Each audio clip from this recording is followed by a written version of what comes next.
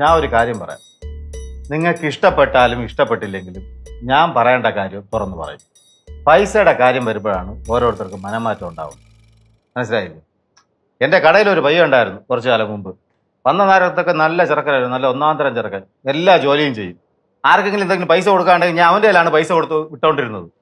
ചിറ്റപ്പ ഒറ്റ കാര്യം ചോദിച്ചോട്ടെ, എന്തെങ്കിലും കാര്യം പറയണ്ടേ? നേരെ പറ, എന്തിനാണ് വളച്ചു ചുറ്റണത്? ഇവിടെ വളച്ചു വിട്ടുള്ള കാര്യം പറഞ്ഞോണ്ടിരിക്കുന്നത്. നീ എന്തിനു തോക്കിനകത്ത് വരെ വെടി വെക്കണത്? ശരി ചിറ്റപ്പൻ കാര്യം പറ, കേക്കാം ഞങ്ങൾ. ആ അവിടെ ഇരി, പറ. അടങ്ങി അവിടെ ഇരി. അങ്ങനെ ഇരുന്ന ചെറുക്കായി എന്റെ 20,000 രൂപ എടുത്തോണ്ട് ഒറ്റ പോക്ക് 20,000 രൂപ എടുത്തോണ്ട് പോയെന്ന്. കല്ലായിരുന്നു. കല്ലായി? ഓ എടാ, കല്ലായിരുന്നു. കായ്പെട്ടി പൈസ ഇടുന്നില്ലേ മേശ, അതിനാണ് നമ്മൾ കല്ലായി കായ്പെട്ടി എന്നൊക്കെ പറയണത്.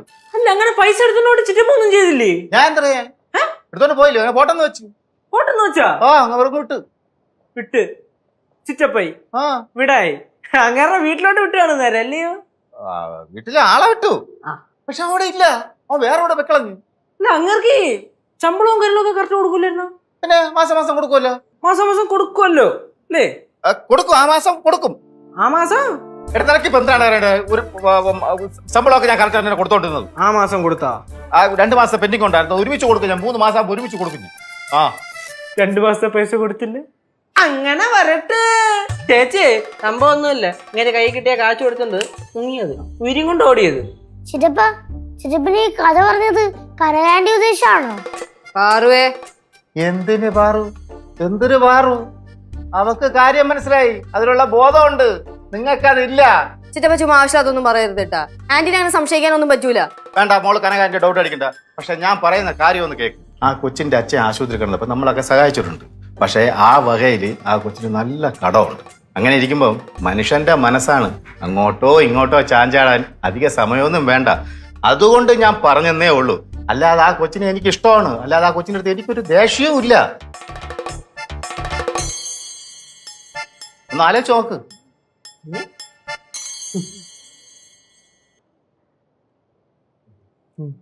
என்ன இங்க சீரியஸா பேசிட்டு இருக்கீங்க?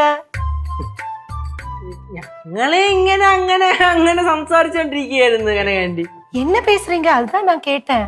അതൊന്നുമില്ല, ഞങ്ങള് വെറുതെ അങ്ങനെ ഇങ്ങനെയൊക്കെ ഓരോ அதில்ல, நீங்க ஏதோ எங்கிட்ட இருந்து மறைக்கிறீங்க. அதுதான்.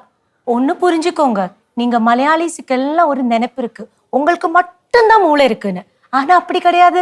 எங்களுக்கும் எல்லாம் புரியும், எங்களுக்கும் மூளை இருக்கு.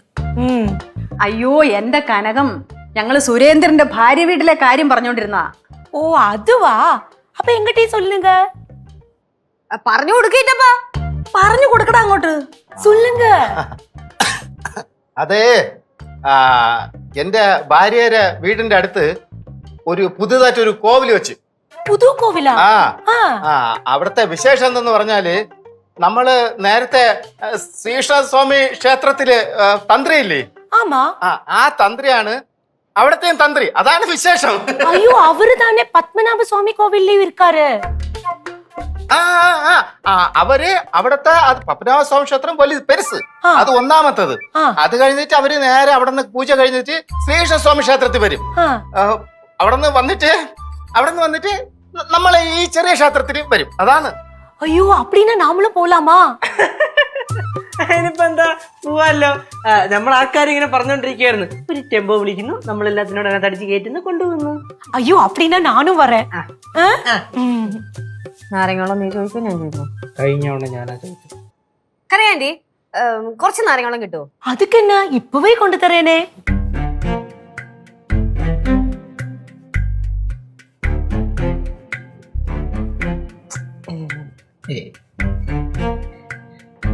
ഫ്ലവേഴ്സ് സ്മാർട്ട് ഷോ ശനി ഞായർ ദിവസങ്ങളിൽ രാത്രി 9:30 ഫ്ലവേഴ്സിൽ.